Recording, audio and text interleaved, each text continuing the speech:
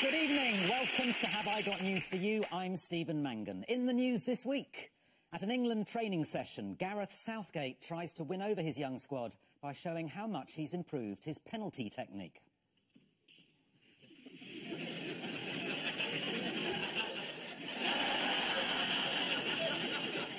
At a Leave campaign reunion, David Davis hears that Michael Gove is about to throw himself off a balcony.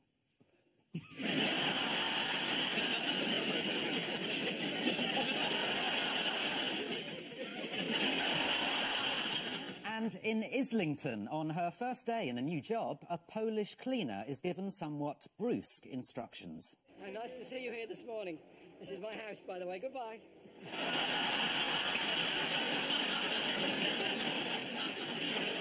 On Ian's team tonight, a German comedian who presented Channel 4's An Immigrant's Guide to Britain. Good luck getting a second series. Please welcome Henning Bain.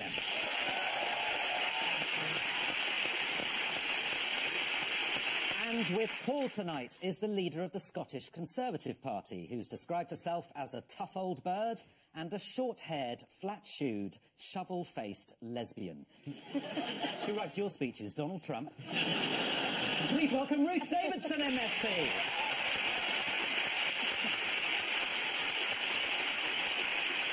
And we start with the biggest stories of the week. Paul and Ruth, take a look at this. The pound is falling. That is illustrated by the falling pound there. I don't know who he is, but he's very happy to have PG tips. PG tips. Marmite. PG tips from Marmite, and this is the danger of hay can suddenly explode at a mate's house. This is just typical BBC whinging. Is it? Yes. I mean, the suggestion the pound has crashed. I mean, it's gone down a lot and hit the bottom. It's bounced back up. No, it hasn't. As no? No. Anyway, we're not allowed to say that because we're boring old, sneery Liberal Ramonas. No, come on, it's just a government ploy, isn't it? To make the UK as unattractive as possible for migrant workers. Because what they want to do is send stuff home, yes, the disposable money. And if that only buys you a loaf of bread, well, obviously they stay in Poland then, won't they? Well, you're still here. Well, if I had any transferable skills, Ian... I just said that in case Amber Rudd comes around with a clipboard. My team has a foreign worker on it.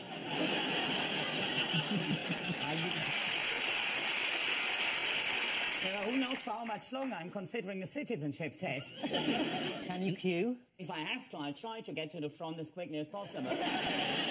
Yes. I wasn't even booked to be on here this evening.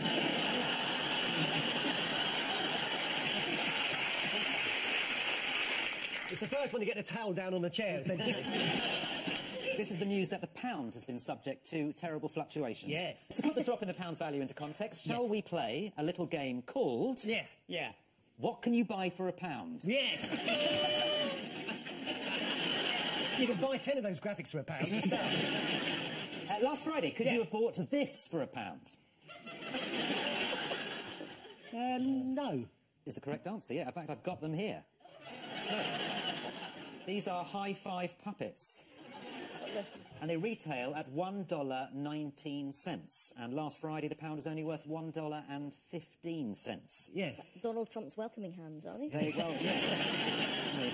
What about a cap that says badass? You buy that for £1? Yes. No. No, you couldn't. No, that's $1. No, I tried. You did. $1.22, that cap. What about this? Could you have bought this for £1? Yes. Well, actually, no. Oh. It went below for a while, didn't it? It did indeed, especially if you went to Money Corp at Gatwick Airport, as Martin Lewis, the money-saving man, did.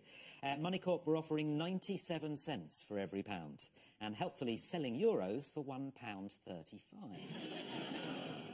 What is Brexit Minister David Davis particularly cross about? Is he cross about the fact that people are going on about the pound, as you have been doing? It was Ed Miliband and all the other MPs on all sides who've asked for a debate on the deal that the government is going to negotiate with the EU. But David Davis is refusing to allow any room for micromanagement, as he calls the workings of the House of Parliament. You a fan of David Davis? I didn't really know him particularly well, but I'm getting to know him now in his new role, and, you know, hopefully he can do a job for us. We're going to need him to.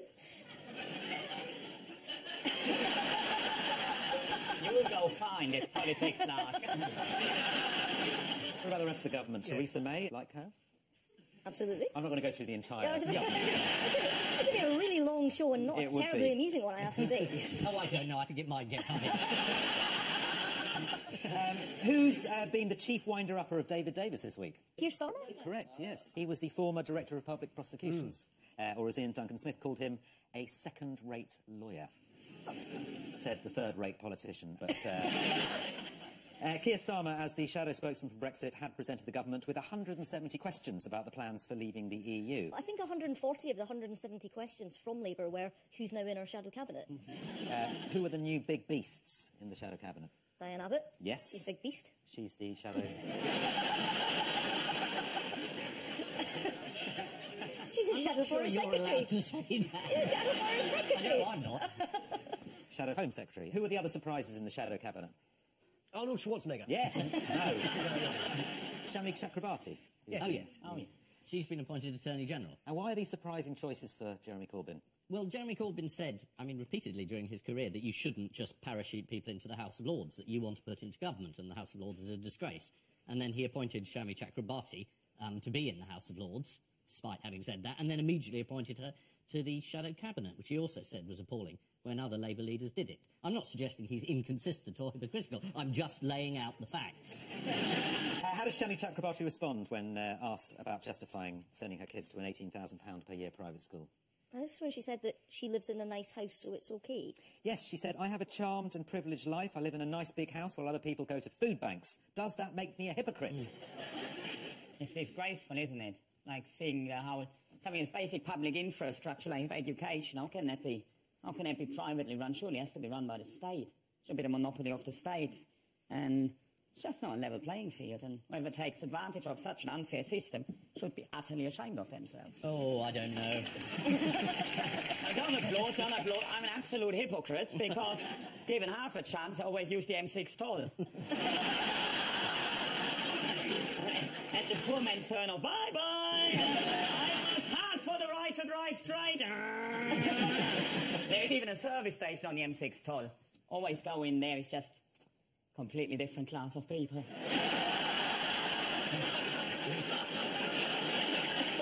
Well, this is the news that following the Brexit vote, the pound is now worth roughly the same as a euro.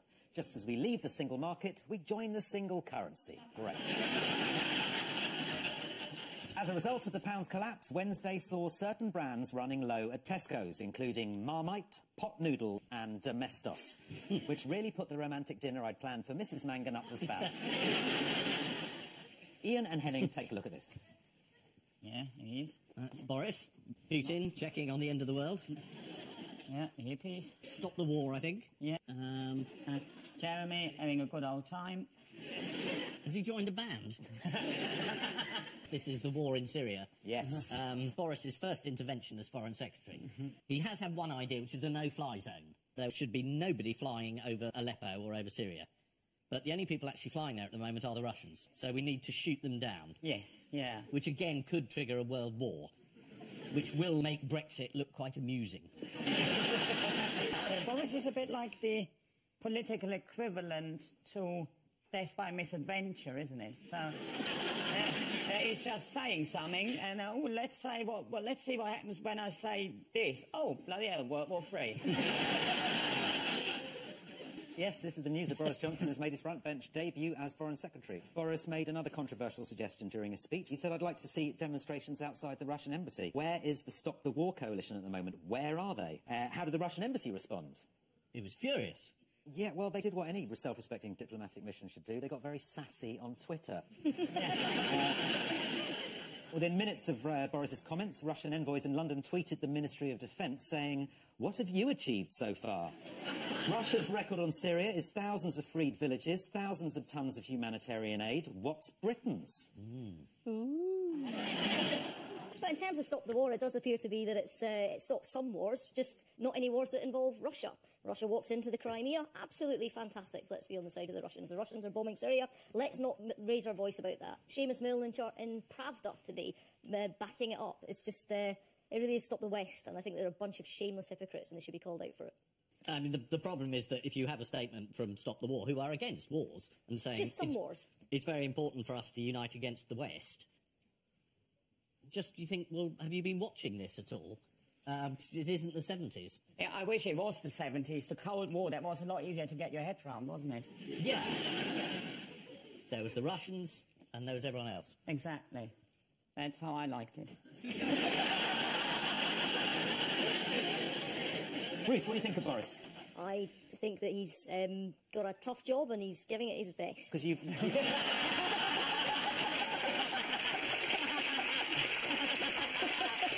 Fantastic endorsement. Because you're friends again now, you did accuse him of peddling lies, didn't you, during the whole Europe thing? There was a very big debate, and we've yet to see whether £350 million a week is going to go to the NHS. Oh, Yeah. I think we know. Yeah. Do you have confidence in Boris Johnson? I You have confidence in the role of Foreign Secretary. Because you seem quite equivocal in a recent interview. How about saying, I have confidence in Boris Johnson? I've always had confidence in the role of the Foreign Secretary. That's what I said. Sorry, that's not the same as saying my sentence. I suggested you say, I have confidence in Boris Johnson. We know you love the post of Foreign Secretary. Well, look, I sat down with Boris, we had a very good meeting, he's taking the role incredibly seriously. Why wouldn't I have you more say it? confidence in Boris Johnson now that I've sat down with him than I have before. There you go. So, Ruth, do you have confidence in Boris Johnson? My confidence in Boris Johnson increases every day. OK. Is this like the pound increasing in value? Well, one man who could save us from all this global turmoil is the newly appointed UN Secretary-General, Antonio Guterres. Yes. Although that does mean a sad goodbye to the wonderful Ban Ki-moon. I'm making a list, checking it twice, going to find out who's gonna naughty or nice. Ban Ki-moon is coming to town.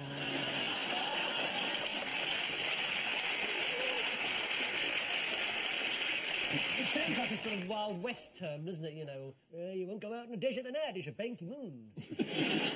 This is Foreign Secretary Boris Johnson taking on Russia over the bombing of Syria. A Russian firm has just launched a child bed in the shape of a missile launcher. You just put it up in your child's bedroom, and before you know it, he's annexed the bathroom. A Russian lawmaker and key ally of Vladimir Putin has told Americans, vote for Donald Trump or face nuclear war, which has left many Americans asking, just how bad can nuclear war be? And so, to round two, it's the picture spin quiz. Fingers on buzzers, teams. Yeah.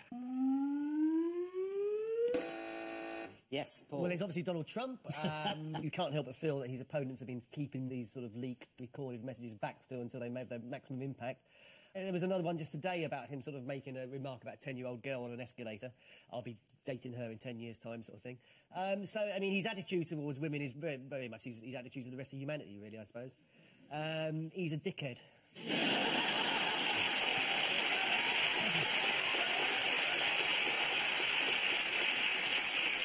Does that answer the question? Fair enough, yeah. His basic problem is he's confusing the role of President of America with 1970s light entertainment comedian at the BBC.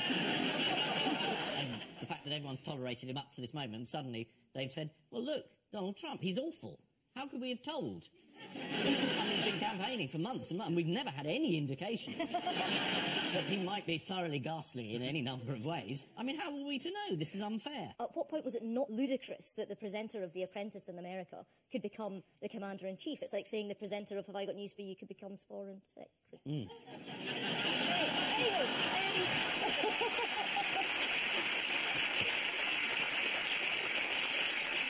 I'm sure that loyalty will be rewarded. Yes, Donald Trump has had a difficult week. He's finally said something even he thinks he needs to apologise for.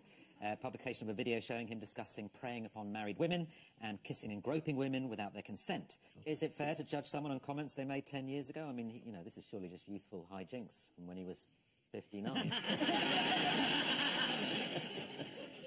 But he was even condemned by his wife, wasn't he? Which is sort of pushing it.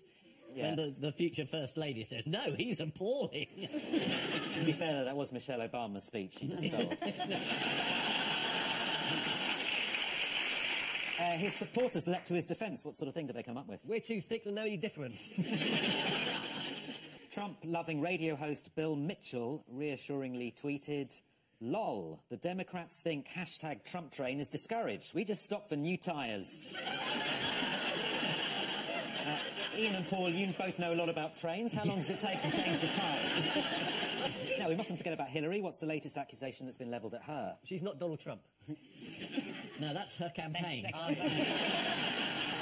She's quite unpopular, isn't she? Well, she's incredibly lucky. I mean, there were some more emails this week that were released about Hillary in which she'd, gone to a private banker's do and says, don't worry what I say in public. I think you guys are great and the only people who know about banking is you.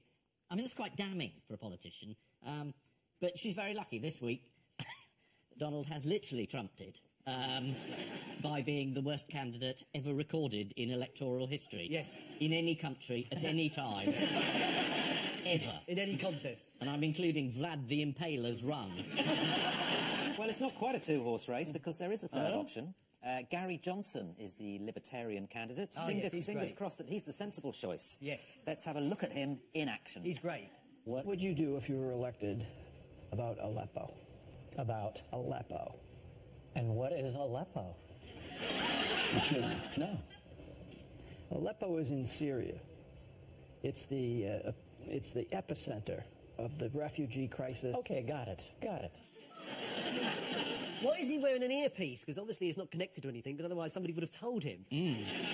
That's not an earpiece, it's keeping his brain in. This is the news that Donald Trump has had another difficult week. There is one Briton who likes Donald Trump. Nigel Farage compared him to a big silverback gorilla. Where's a trigger-happy zookeeper when you need one? Fingers on buzzers, teams. This is crazy, freaky clowns that are going around terrorising people. Yep.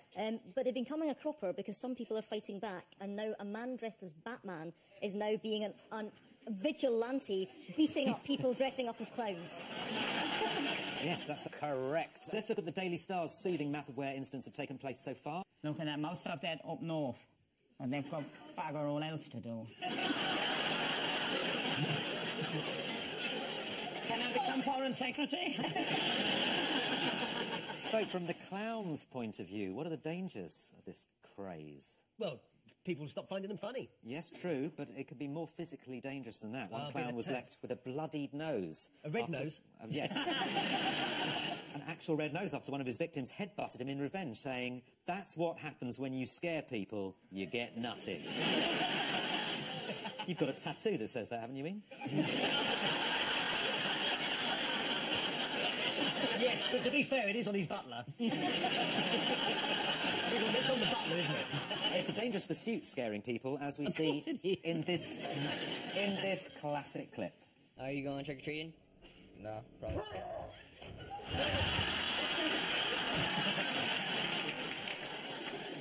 This is the news that people around the UK are dressing up as clowns to scare people. According to the Daily Star, in one instance, a killer clown terrified staff at a fast food chain. He said he was from the Home Office Immigration Department. There were a spate of sightings in Manchester, one of a clown with a chainsaw whose grotesque features were terrifying passers-by. But it just turned out to be Mick Hucknall trimming his hedge. Mick Hucknall? Topical news quiz. Time now for the odd one out round. Ed Balls, Andy Murray, Mrs. Troffier from 16th century Strasbourg, and Black Lace singer Dean Michael. It's got to be dancing. Yes. Ed Balls is still on Strictly Come Still in Dancing, there. unless this is a repeat, in which case he won. The man from Black Lace. Did they not invent the conga? They didn't invent the conga. Surely the conga had been going right back. When did you start doing the conga? I think Ian has home movie footage of Lloyd George doing it. 1921. That painting has never danced. Was she put to death for dancing? Which one is the odd one out? Oh, yeah, we still haven't got that one, so... Andy Murray's the odd one out, because all the others have got involved in dancing and he hasn't. Is the correct answer. They have all led a dance, apart from Andy Murray, who broke with years of tradition by refusing to dance with Serena Williams at the Wimbledon Champions Ball. What accident befell Murray as he made his escape from the dance floor? Did his phone catch fire? Did he trip and fall over? Yeah. Is the right answer. He said people were shouting, "Dance, dance," at me. I got distracted and I fell down the stairs. Ed Balls has made it through to the third round of Strictly Come Dancing after winning the nation over with his samba. Balls told the Mail on Sunday, "I've been trying to cram in as much practice as possible. I've even been dancing on train journeys," which was all going fine till he tripped over some miserable old bloke sitting on the floor, moaning about the lack of seats. You wonder why politicians see the need to be on any light entertainment formats. So what is the appeal? If there only was someone here that could enlighten us. You should ask the Foreign Secretary that question. Yeah, do you have confidence in Boris Johnson? I think he'd be excellent on Strictly Come Dancing, yes. Yeah. Not the question I asked, but moving along. Frau Troffea of Strasbourg was the first victim of the 1518 dancing plague. She began dancing in the street, according to parish records. Within 4 days, she'd been joined by 33 others. And within a month, there were 400 people dancing, many of whom suffered heart attacks and died of dancing mania. Do you know what caused this mania? Poison mushrooms. Well, almost, yeah. The latest theory points to a poisonous ergot fungus. Yeah. It's only when I come on this programme I realise I know stuff. Yeah. It's like an organic version of LSD. Lovely. According to Wikipedia, the plague began in 1518 when Mrs. Troffea began dancing fervently in the street, egged on by a young Mick Jagger. Black Lace singer Dean Michael Betteridge revealed that during his time in prison he led a 60-man conga line around the prison yard. I know their records were pretty bad, but I didn't know he'd been sent to prison. Doing the conga in prison, it's less a dance, more a trust exercise. I'd like to be the one right at the back, to be honest. Black Lace's albums include Party Party, Party Party 2, Party Crazy, 16 Greatest Party Hits, 20 all-time party favourites, Black Lace's greatest ever party album, Action Party, What a Party, Black Lace's live beach party, and after the court case, Guilty Party. Time now for the Missing Words round, which this week features as its guest publication, Fish Pal. Fish Pal. We start with what should be admired for putting up with all the abuse humanity throws at them. White heterosexual man.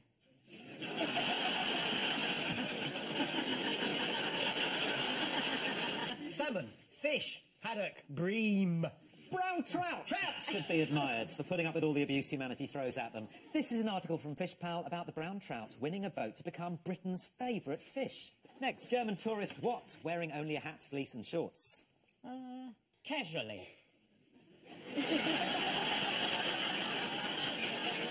No, the answer is German tourist tries to paddle channel wearing only hat, fleece and shorts. According to reports, the German set off from the French coast, trying to get across the channel to Britain. You didn't manage it in 1941, Fritz. You're not doing it now.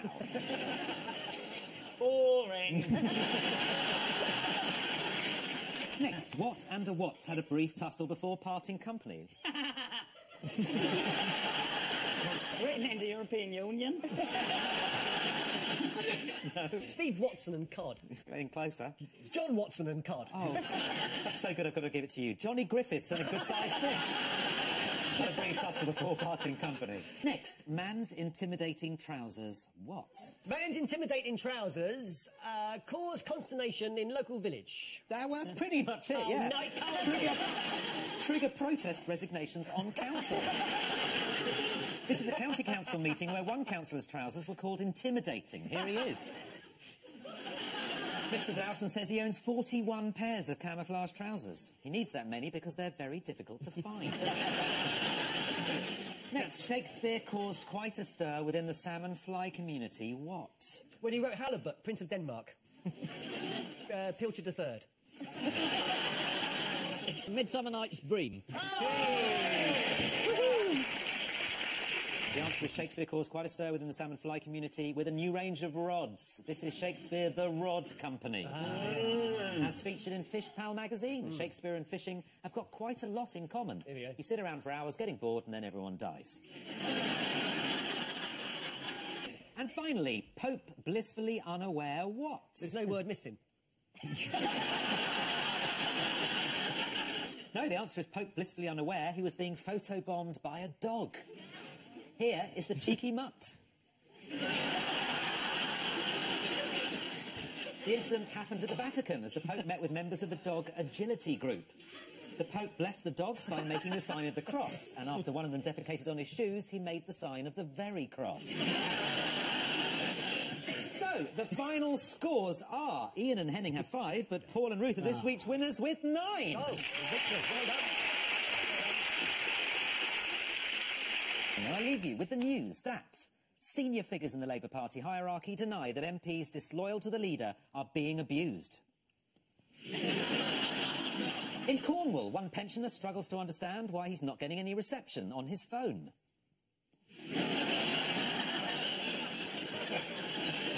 And as more revelations about BHS emerge, Philip Green poses for a photo shoot in a doomed attempt to show he's not a prick.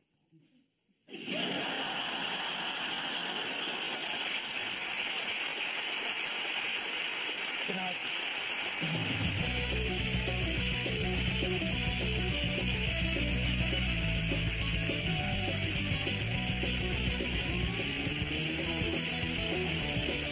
I've got news for you, back next Friday at 9. You've been smart, a Donald quip from a Clinton quote. Go online to play the 5 Live. Who said it? Donald Trump through Clinton quiz. More comedy brewing for us next on BBC One with our favourite Friday night old guys, Jack and Victor, still game.